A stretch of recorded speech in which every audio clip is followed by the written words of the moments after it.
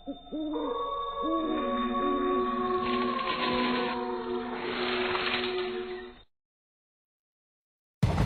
का वक्त था।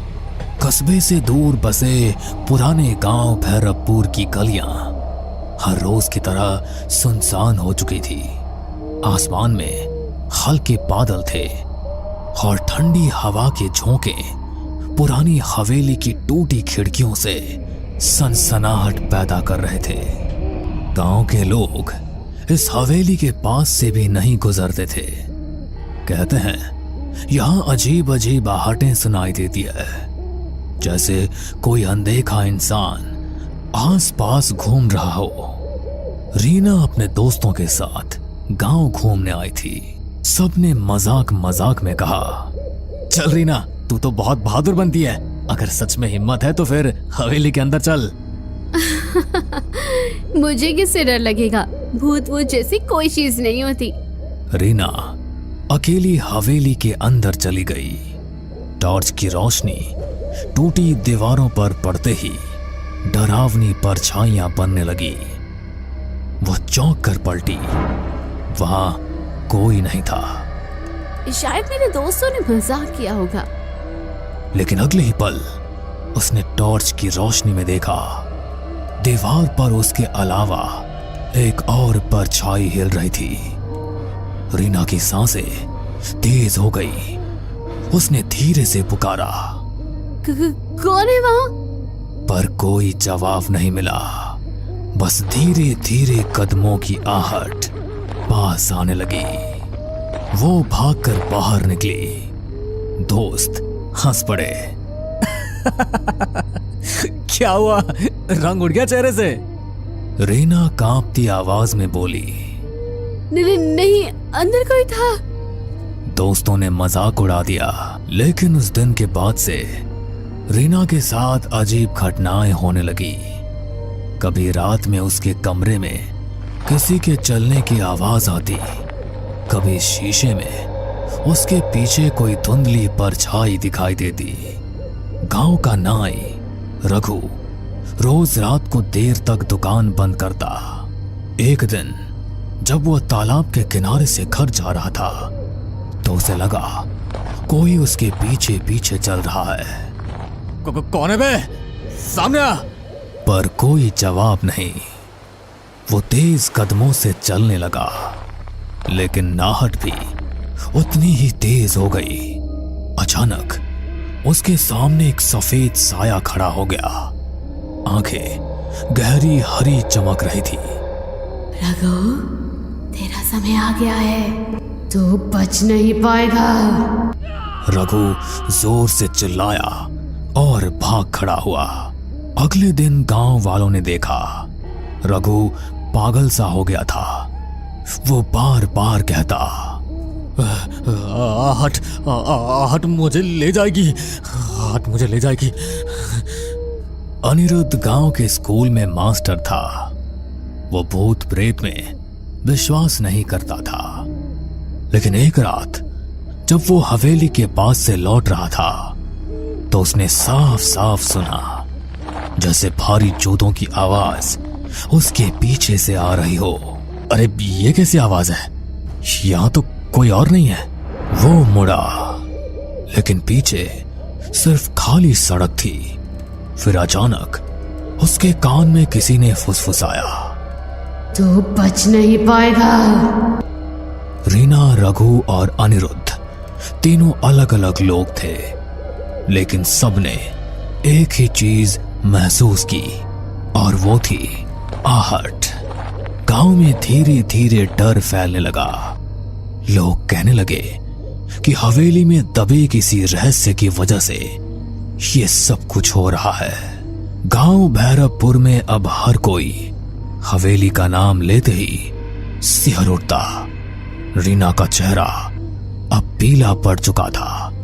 रघु पागलपन की हद तक डर चुका था और अनिरुद्ध मास्टर भी अब रात को अकेले निकलने से कतराने लगा था।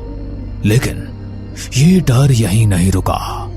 सविता रोज रात को अपने आंगन में तुलसी को दिया जलाती थी। उस रात भी उसने वैसा ही किया, लेकिन जैसे ही दिया जलाया उसे लगा मानो आंगन में कोई खड़ा है। कौन है वहां? अंधेरे में कुछ भी नहीं दिखा, लेकिन हवा का एक तेज झोंका आया और दिया बुझ गया। सविता ने माचिस जलाई, तभी देखा आंगन के कोने में एक औरत खड़ी थी, काली साड़ी में, बाल बिखरे हुए। हे भगवान!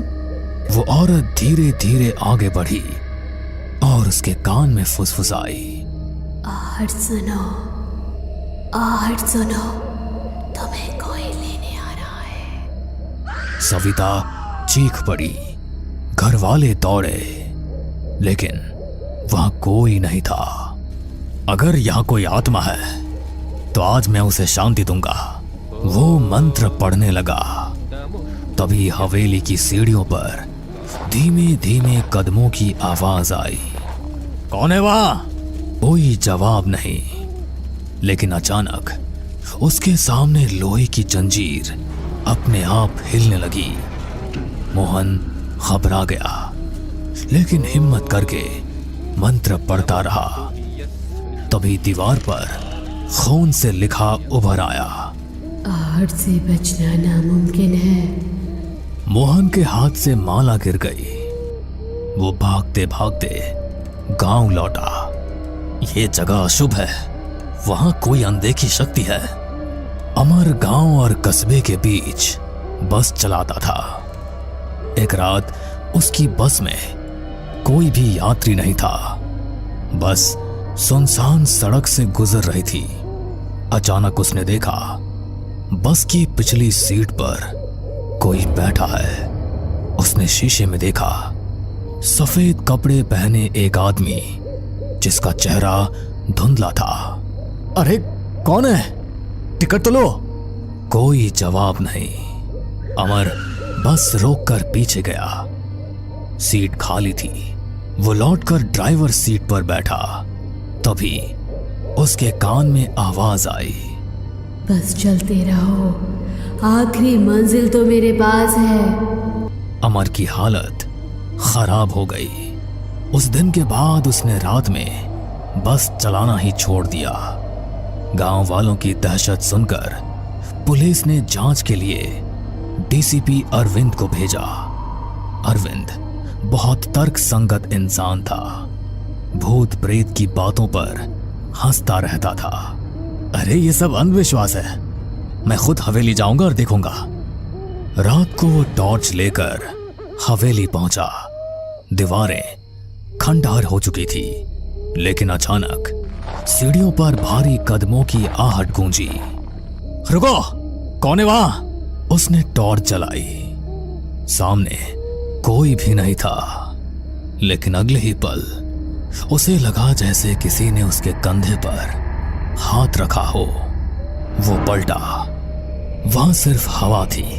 फिर उसने कानों में साफ सुना, तू सच जानना चाहता है तो तहखाने में उतर। अब तक अलग अलग लोगों ने अलग अलग तरीके से आहट सुनी थी। सब घटनाएं अलग अलग थी, लेकिन एक ही बिंदु पर जाकर जुड़ती थी, आहट। मुझे लगता है हवेली में कुछ राज छिपा है। जब तक पता नहीं चलेगा, ये सब हमें चैन से नहीं जीने देंगे। अरे तू पागल हो गई है क्या? तू फिर से वहां जाना चाहती है? हाँ, अगर सच्चाई सामने नहीं आई तो यह आहटें हमें ऐसे ही डराती रहेगी। गांव भैरवपुर अब दहशत का पर्याय बन चुका था। लोग रात को घर से बाहर निकलना बंद कर चुके थे। हर कोई वही सुनता, धीमे कदमों की आहट। रीना का डर अब जिज्ञासा में बदल चुका था। उसने तय किया कि वो हवेली के तहखाने तक जाएगी, लेकिन अकेले जाना मुमकिन नहीं था। उसने अंकित, मास्टर अनिरुद्ध और पुलिस अधिकारी अरविंद से मदद मांगी। हमें सच का पता लगाना होगा, वरना ये आहटें हमें जिंदा खा जाएंगी। ठीक है, मैं पुलिस वाला हूँ, पीछे हटना मेरे बस का नहीं। चलो आज रात तहखाने में उतरते हैं। रात के 12 बजे चारों लोग हवेली पहुंचे। अंदर सन्नाटा ऐसा था कि अपने दिल की धड़कन तक सुनाई दे रही थी। अचानक सीढ़ियों पर वही आवाज गूंजी। रीना का हाथ कांपने लगा। अरे डर मत, हम सब साथ हैं ना, सब लोग तहखाने की तरफ चलो। हवेली के पीछे एक पुराना लोहे का दरवाजा था जिस पर जंग लगी थी। अरविंद ने जोर से धक्का दिया।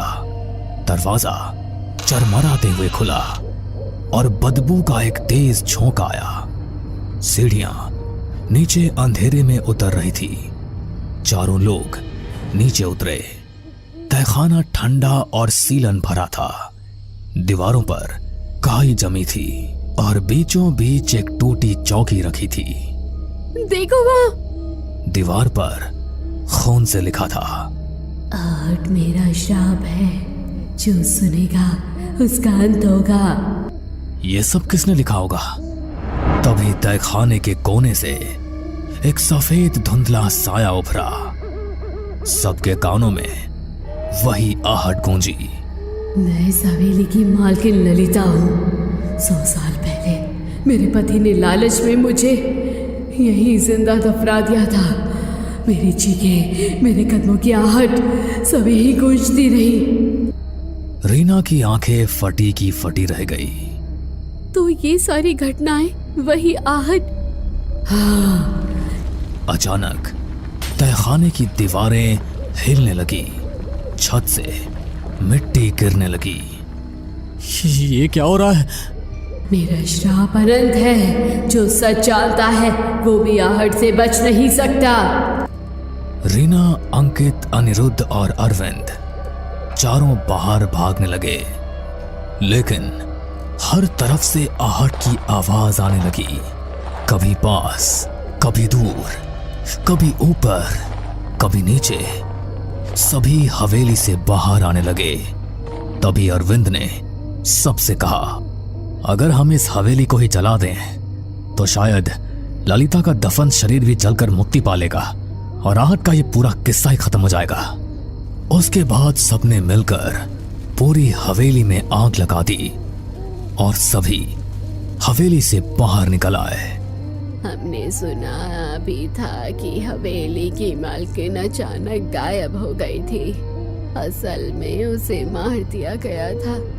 फिर अगले दिन लोगों ने हवेली में सामूहिक पूजा करवाई। उस दिन पहली बार कई सालों बाद गांव में रात शांति से बीती। लेकिन कुछ दिनों बाद रीना अपने कमरे में पढ़ाई कर रही थी।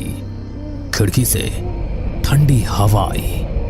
अचानक उसे लगा जैसे कमरे के कोने से धीरे धीरे कदमों की आहट आ रही है। उसने कांपते हुए कहा, कौन है? कोई जवाब नहीं मिला, बस वही आवाज। रीना की आंखों में डर फिर से उतर आया। भैरवपुर गांव में हवेली का रहस्य तो खुल गया, लेकिन आहट अब भी जिंदा है। कहते हैं जो एक बार ये आवाज सुन लेता है उसकी जिंदगी कभी पहले जैसी नहीं रहती। आहट सिर्फ एक आवाज नहीं बल्कि एक अंधे का साया है जो हर जगह आपके पीछे पीछे चलता है। बस कभी वो आहट सुनाई देती है और कभी नहीं सुनाई देती, पर डर की दस्तक लेकर आहट सभी के आसपास चलती रहती है। हमें पूरा यकीन है दोस्तों कि आप लोगों को ये कहानी जरूर पसंद आई होगी। अगर आपके साथ भी कुछ ऐसे अनकहे किस्से हो चुके हैं तो प्लीज हमारे साथ शेयर करें। हम जरूर अपने चैनल पर उनको दिखाएंगे। हमारी ईमेल आईडी नीचे डिस्क्रिप्शन बॉक्स में दी गई है, तो प्लीज हमारे वीडियो और चैनल को शेयर एंड सब्सक्राइब करें और बने रहे हमारे साथ ऐसे ही अनकहे किस्से और कहानियां सुनने के लिए।